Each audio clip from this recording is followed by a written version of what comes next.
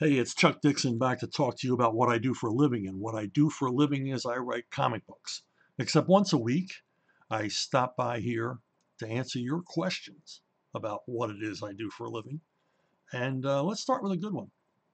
Well, they're all good ones, but let's start with one I particularly like. Glenn Davis says, as someone who wrote a number of licensed properties, how do you think you would have fared in the old Dell days, Dell Comics, where they specialized in publishing comics-based television and movies? Great? Or would doing the Joey Bishop Show number 25 get you down?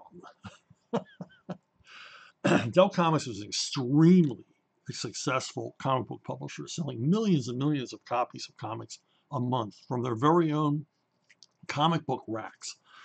They had their own printer at Western Publishing. Dell Comics weren't printed by the same printer that other comic book companies used, and they had their own distribution system, and as I said, their own racks. These were considered high-end, wholesome family entertainment. They were never under the Comics Code. Dell Comics had its own Comics Code prior to the Comics Code, and survived very well through the great comic book scare of the 1950s. And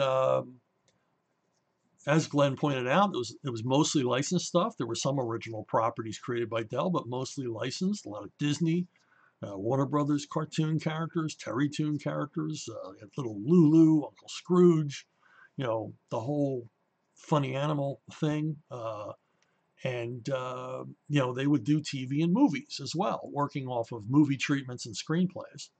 Um, Sometimes the comics were different than the movies they were based on. I remember a comic of the Comancheros, a John Wayne Western.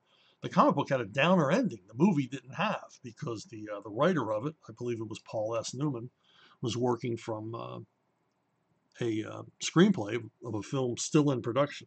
And in the final edit, they changed the ending. So, things like that would happen. But it's probably a demanding job. Dell Comics were uniformly true to their source material. They didn't vary. They didn't break new ground with the characters or anything else. They worked within the format, within the template provided by the television show or movie. And I imagine many times these writers were working on television shows they had never seen, and certainly working on movies they had never seen. Because as I said, the comics would come out around the same time as the movie. So both were in production at the same time. Would I like to have worked there? Yeah, I would. I would have liked to have worked at Dell Comics. I like Dell Comics, and I like the format. It's usually it's always, almost always, a three-tier grid on the pages. And for me, this is the perfect comic book storytelling medium.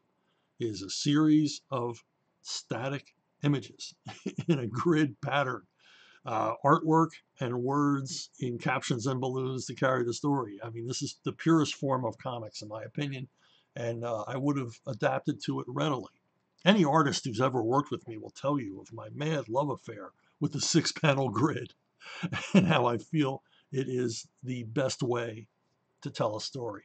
It's certainly the cleanest, easiest to read. And that was the thing about Dell. They were easily accessible.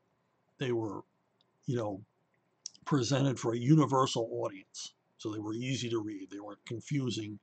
And, they were meant to be read by as many people as possible. And they were. As I said, they sold in the millions throughout the 50s and even into the early 60s. And the company continued on into the 70s, still doing quite well until they shuttered their doors. But I would have dug it. I really would have dug working for a company like this. All the different challenges, all the different genres. It would have been an interesting place to work, and I would have been in competition with Paul S. Newman and Gaylord Dubois, two incredibly prolific comic book writers. It would be a race to see who could hand in the most pages each month. Glenn Davis has another good one. Is there some license out there just crying out for a comic book right now? I don't even look at Diamond previews anymore. I don't check this stuff out. So I'm not sure what's been licensed and what hasn't. But, just a quick survey of the comic book racks at my local store says, most of these licenses have been covered. I mean, some things that don't even really deserve a comic book, licensed comic book series have them. So I don't know what's been covered and what hasn't. But Riddick, the Vin Diesel franchise, seems to me to be perfect for a comic book. Now, a dozen of you might be commenting under this video, hey, Chuck, there's been a Riddick comic for years. Wake up. So maybe there is. Maybe there is a Riddick comic. I don't know. But it seems to have a dense enough universe and an interesting enough character. And of course, the visuals are, terrific eye candy. There's a lot of story here to be explored. I'm surprised there isn't a licensed comic of this already. But I really can't think of any others because, hey, back in Dell's days, you could do, if Dell were still around, we would have, a Monk comic, or a, 911 comic. But sadly, those days are past. So most licensed comics are, something closer to superheroes, science fiction, horror, the genres that comics seem to be concentrated on these days. And Riddick fits right in there, doesn't it? Next question, Philippe Dauphin. Do you have any stories, complete storylines, or single issues, miniseries, prestige formats that you wrote that you did not think that much of, but that were met with rave reviews from readers, critics, and editors? Similarly, were there any instances where you thought you had just consigned the next hit only for it to fly under the radar?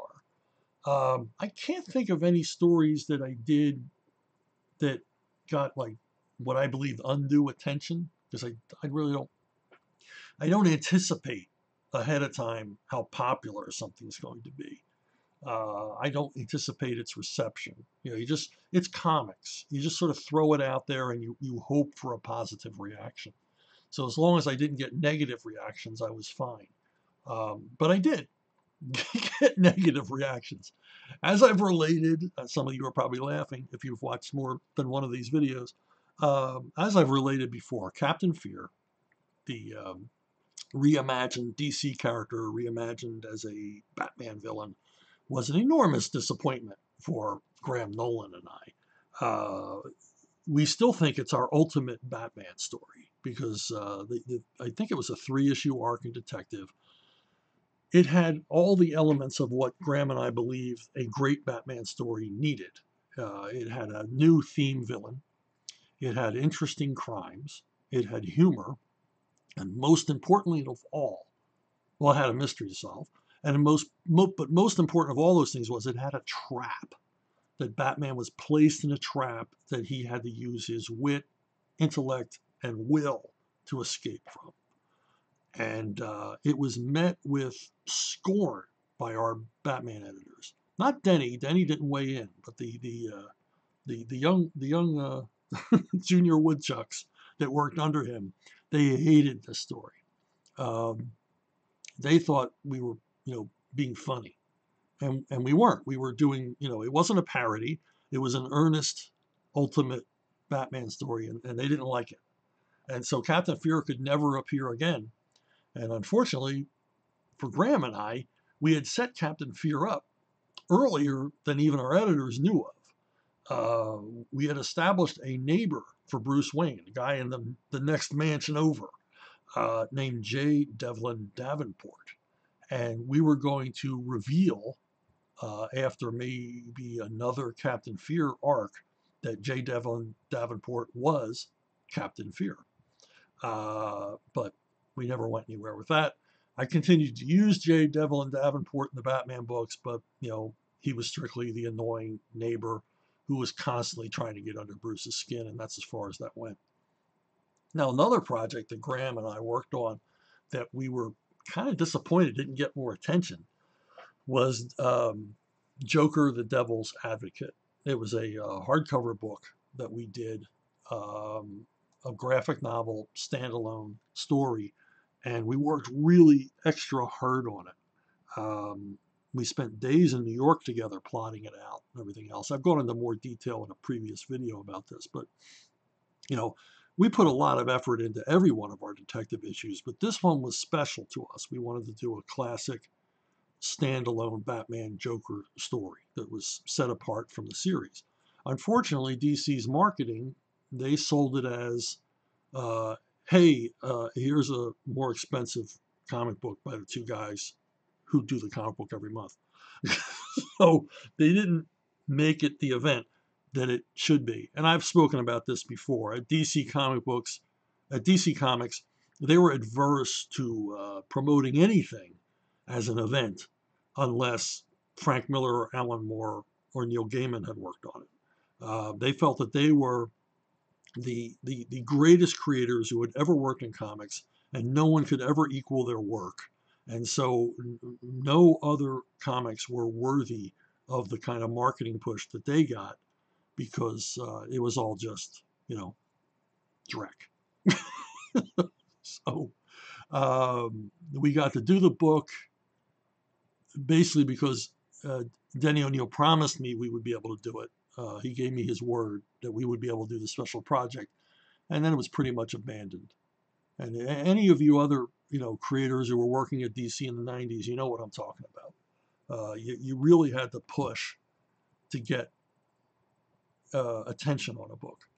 And consequently, even most Batman fans aren't even aware that this book even existed because it was never reprinted. They did one paperback edition, and that was it. It's constantly reprinted overseas. I get German and Spanish and Italian editions all the time, but it's not held with any kind of regard or even remembered here. Now, another disappointing project that didn't get any kind of public attention was a pair of Civil War books that Gary Kwapis and I not only wrote and drew, well, Gary drew them, but he wrote some of them too. These books, we published them on our own with our own money, which is even more disappointing when, you've put your talent and your cash into something and it doesn't go over. Now, Gary and I were convinced that these would find an audience. And what they are is they're paperback collections. I think each one is about 150 pages, if I'm not mistaken. And they tell, some fictional stories based on real events and some stories strictly based on real events. And we worked really hard researching and all the rest of it. And Gary worked harder than me to promote it. He went to the Civil War Times, big Civil War magazine. He offered them a special exclusive 4-page comic they could publish in exchange for promoting the series. And all they did was give him grief about historical accuracy and basically told him, we hate comic books, go away. And Gary mostly went to Civil War memorabilia shows, and boy, we found out that Civil War buffs, they hated comics too. Even though we would explain to them, you have this hobby, Civil War history, wouldn't you want your kids and grandkids involved in it too? And wouldn't a comic book be the perfect venue to get them interested in this, epic period in America's history? And that fell on deaf ears. Gary, not me, but Gary went to a whole bunch of Civil War reenactments because he thought these guys out playing cowboys and Indians in the weekend, they might be more open to comic books. And they weren't. They were just as close-minded about comics as the scholars and enthusiasts at the Civil War memorabilia shows. And it's a shame because, as I said, we worked really hard on these comics, but they just failed to find an audience. We thought young people would like them. They were full of action and suspense and relatable characters and even some gross out stuff. I mean, kids love gross out stuff. Gary did an entire story detailing step by step how a wounded soldier's leg might be amputated. We thought the kids would dig that, but it went nowhere. Now, we had fun producing it, and I don't think either one of us regret it. It was an experience. It was an education, and something we'll never do again because, the gatekeepers in charge of everything at the memorial parks and elsewhere just stood in the way and, would not get this out to the public. Now, if you'd like to see these comics, I just might. I'm not sure. I just might have several thousand copies still in storage of both of these books. And you can contact me at brunobookstore@gmail.com. It's the same place you can send questions to me. brunobookstore@gmail.com, and inquire, and I will see if I can rustle up a few dozen copies for you if you're at all interested. Okay, next question. Matt Coleman asks, how many drafts of a particular work do you do? Um, in comics, I don't do that many. Uh, they, yeah, it's, I kind of write from beginning to end. Scott Peterson used to say, do you even read these things before you send them to me? Because I am wow, typos are us. That is me. A lot of typos that they would have to work at. And I remember Don Daly once said that, I like your scripts, but when you break a page between two script pages, you don't put, like page 9 continued to let the artist know that there's more to that page. And I said, oh, well, I'll do that from now on. And Don said, no, don't bother, because, it gives me something to do. He said, other than fixing your typos, there's not a lot I have to change on your scripts. So comics, there's really not a lot of drafts. Hold on, getting ahead of myself. There's not a lot of drafts. Now, writing prose is an entirely different animal. And I don't really look upon it as drafts as I do just stages of rewriting. And unlike comics, prose rewriting, I enjoy. I enjoy rewriting prose. It gives you a chance to polish and everything else. Rewriting comics is a pain because you generally have to move panels around and reorder pages, and it's a lot of renumbering basically involved in rewriting a comic.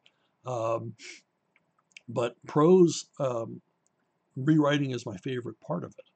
So on a prose novel, I may go through, it's the first draft, and then I'll do a rewrite, and then I'll do a final write through, and then I send it off to my nitpickers. I have nitpickers who will read the comic or read the manuscript and look for typos and mistakes and errors. And they're not there to edit story or anything else. And I have a professional editor for that. But even she has orders. I really don't want story editing.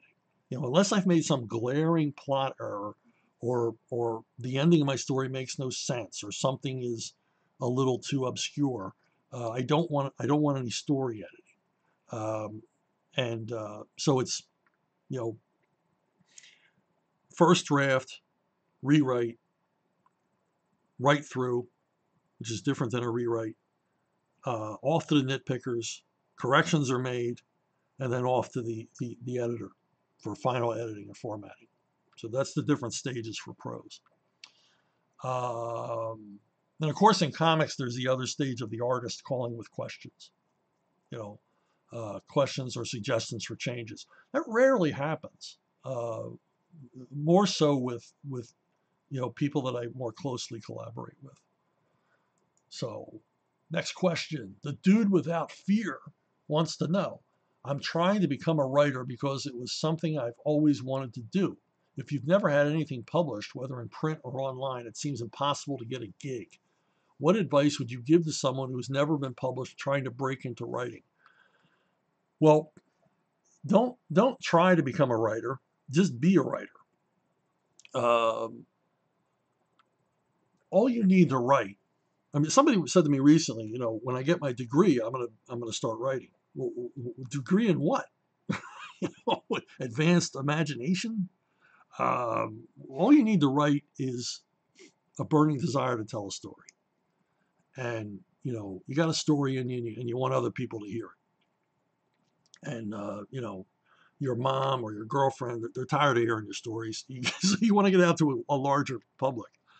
And you just started writing stuff down and making notes and everything else. People all the time say to me, I want to write a book. I don't know where to start. And I always say, just start. Don't worry about how the book begins. I don't think Charles Dickens began Tale of Two Cities with, it was the best of times, it was the worst of times. He went back and did that. He didn't start with that. Trust me. he started writing the story and then thought, well, this isn't the proper place to begin it, and came up with something else. These things are malleable. Prose is very malleable, as I said in my previous answer. So you want to not just write, just start writing. It's the simplest advice I can give anybody. So don't wait to write. Don't wait to become a writer. Um, find out if you're a writer by writing. Um, Writers are of a particular personality. No, we're not all the same, but we have a lot of the same issues. Generally, writers are outsiders. They're not playing the game, they're watching the game. And even when they're playing the game, they're watching the other players, if you know what I mean. We're more observers than participants. And for whatever made us that way, um, I don't know. Everybody's got a different thing.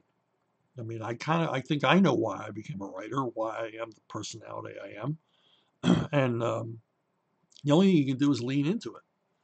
So if you want to be a writer, be a writer. Just start writing. Short stories, haiku, whatever, greeting cards, whatever it is you want to write, just start writing it. And it's like drawing. The only way to get better is to suck at the beginning and improve on that.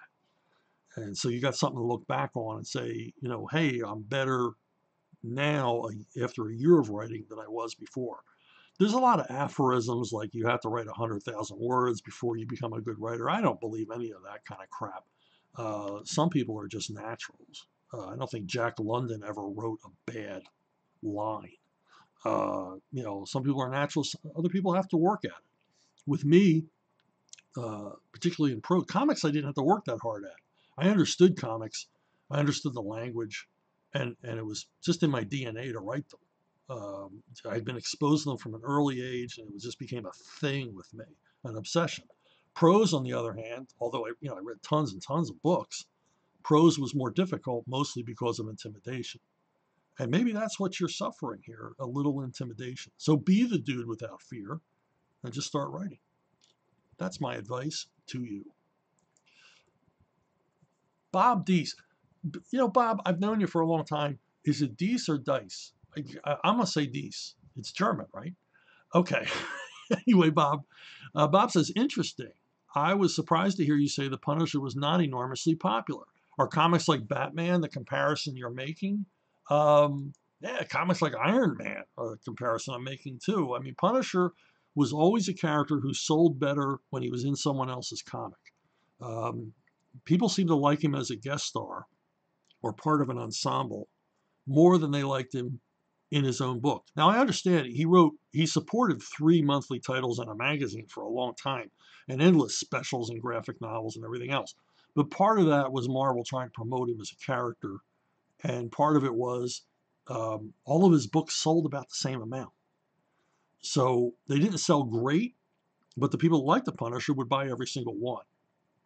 And so he never really had a breakout huge hit, although the biggest single issue royalty check I ever received in my life was for Punisher Warzone #1. But sales quickly fell into line on Punisher Warzone with all the other Punisher titles. So Punisher was selling, oh boy, I'm going to guess in the 60, 75,000 copy a month range. But when you spread that over 3 titles, specials, annuals, and the magazine, all sold in that same range. Magazine probably sold a little better because it was a magazine. All sold in that range. So it was always a moneymaker, never a breakout hit. So, whereas something like, X-Men or G.I. Joe at the same time were selling huge numbers. Punisher was grinding it out, which kind of fits for Frank Castle, doesn't it? He had to work a little harder. He didn't have the power. Okay, Jack Nero 99. So that Denny O'Neil set up certain rules for Batman writers. What rules would you set up for Nightwing writers? The same rules Scott Peterson gave me, which was only one. Make every issue a Jackie Chan movie. That's the only directive that I got from Scott Peterson when I began writing Nightwing. He wanted every issue to be, like a Jackie Chan movie, fast paced and lots of action set pieces and interesting settings. You didn't want to see the same old, fist fight in a deserted warehouse. And, he knew I was up for it. He knew that was the proper direction to give me. And I went for it. And I had Scott McDaniel with me, so we went nuts. And those really, I would say that's the rule. Also play him looser than Batman. He's not Batman Jr. Dick Grayson is entirely his own character, is entirely his own background, a completely different viewpoint on life, and a happier character than Batman. So a Jackie Chan movie. Jackie's pretty happy through his films, even when he's, beating the crap out of a room full of guys. He's pretty good natured. Dwayne Thomas. How does it feel to know you're the most prolific, most published comic writer in history? Yeah, I don't know. It's no, that's in the wrong place. It's I don't think about it because to me it wasn't work. It wasn't like I set out to be the most prolific. I just liked the work. I loved the work. And so when I was offered jobs, I wouldn't say no. And I loved the work so much, I was obsessive about it. And that allowed me to work way ahead of schedule. And when you work way ahead of schedule, as I've said many, many times before, it leaves room in your schedule because you're ahead of your deadlines. Nobody's waiting. I had, at any one time from 1986 on, I had, half a dozen artists working on scripts I'd written, all simultaneously. When I was on Savage Sword of Conan, there may be as many as 10 scripts in production by me at one time by, a raft of different artists. So when something came up, somebody said, you want to do this graphic novel? Do you have an idea for a miniseries? I had room in the schedule. And over 30 plus years 35 years of being in this business, I amassed a lot of work. But when I look back, I literally can turn away from this desk and see everything I've written on shelves behind me. It never seemed like work. It's like I was stacking blocks every day, loving stacking them blocks. And I turn around 35 years later and there's the Pyramid of Giza behind me. I was like, where'd that come from? So yeah, I don't, I like having the title, it helps market me, but beyond that, it was a hobby gone mad. Dwayne Thomas has another one. You have used the term the newsstand equivalent of grindhouse movies to refer to the old Marvel newsstand black and white magazines. And I think that sums them up well. So do I. That's why I said it. The black and white magazines, not coming under the strictures of the Comics Code, could deal with harder edged themes in the comic books per se. Do you think there were any other factors that led to the Marvel black and white mags being as good as they were? Well, I'm going to answer your question, but I can't resist a little bit of history. Marvel, and its various names that it came under over the decades and decades, almost 100 years it's been around, Marvel started as a magazine publisher. They started as a pulp house. Only went into comics because the pulps began to fade a little bit and they had to keep those presses running. The man behind all of that was Martin Goodman, who ran the company for decades, ran it with an iron fist. He's probably most famous as he's Stan Lee's uncle. Martin Goodman gave his nephew a job, and I'm sure he never regretted it. Turned out his nephew was a workaholic. And after the pulps, and alongside the comics, Magazine Management, which was the company that Marvel, the umbrella company that Marvel was most often under, they published a lot of magazines. And this is where the money was. Big money wasn't in comics. It was steady money. It was worth doing. but it wasn't the big money. The big money for them was in mostly men's magazines. They were sort of, the men's sweat magazines, like the one in the middle. They had Men and Stag and For Men Only and things like that. But they published sort of down market versions of Playboy, Swank, and I believe Cavalier was from Marvel Magazine Management. So they made a fortune with these. They were cheap to produce. They were on pulp paper, black and white interiors, and they just put out rafts of them. And they did redundant publishing, just as they did with the comics. In comics, if war comics are popular, do more war comics. If horror is popular, do more horror. The men's sweat magazines were big, so they just doubled down and did tons of variations on the men's sweat magazines and the skin magazines and all the rest. And that was where they were making their big money. But, down the road, with the comics, sales began to fade and the magazines began to fade. The men's sweat magazines went away. The sort of cheapo versions of Playboy, they went away. And they had to continue to keep the company afloat. And one of the problems with comics in the 70s was they were cheap. They were cheap and they were taking up a lot of room on the newsstand, room that could go to a more expensive magazine. Do you want a stack of, Captain America and the Falcon, or do you want a stack of National Geographics? That stack of Captain America and the Falcon to the newsstand owner and to the news agency, that might only be worth a couple of bucks. That stack of National Geographics, that was some real bread. So Marvel came up with a magazine line. They went back to their, the old stand, their old stock and trade, and they began doing comic book magazines, black and white interiors, cheap to produce, but a higher price point. They were larger. So they paid for their space on the newsstand more than a comic book did. And Marvel really leaned into it. They produced a whole lot of them.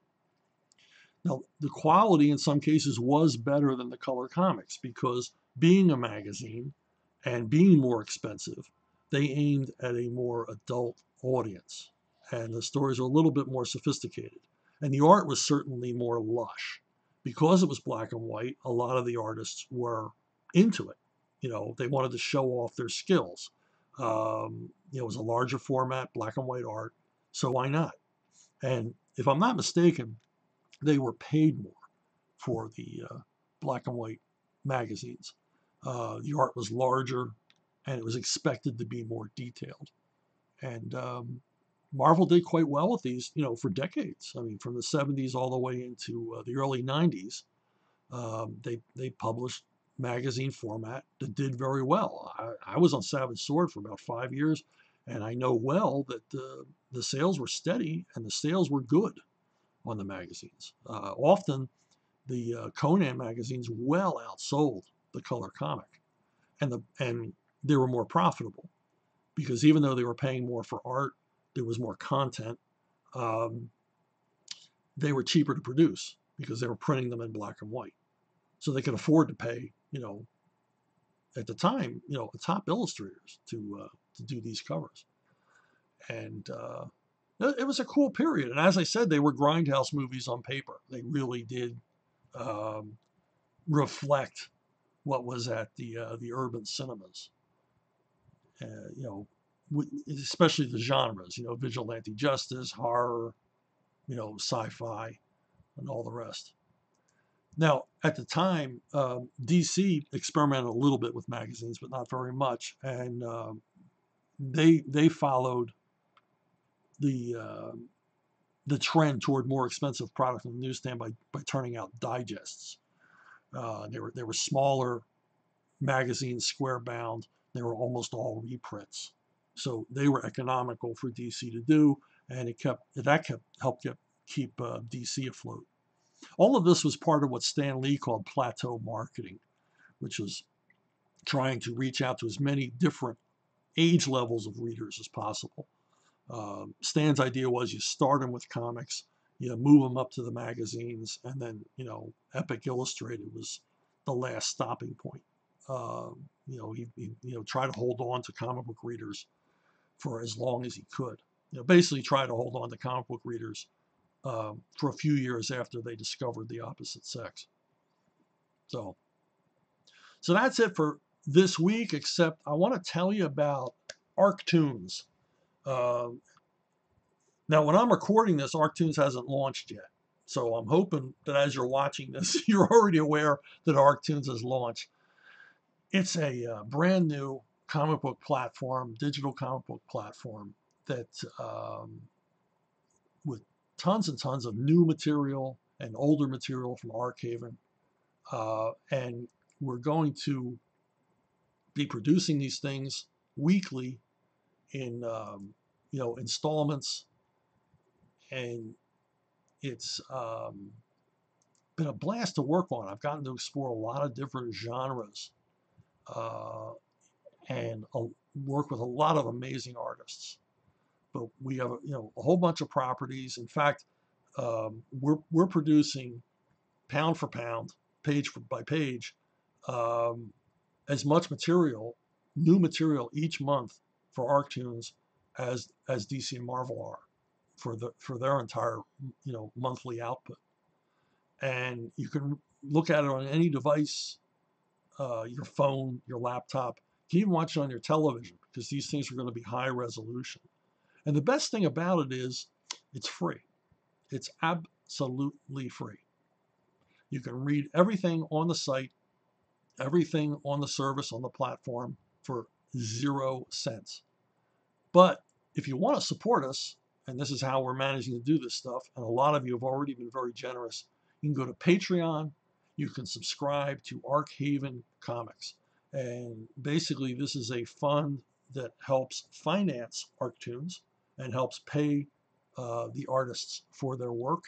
And so far, we've been doing good. We've been doing good, but we can use more help because we're going to be doing more and more different series. And that's it. That's my commercial for this week.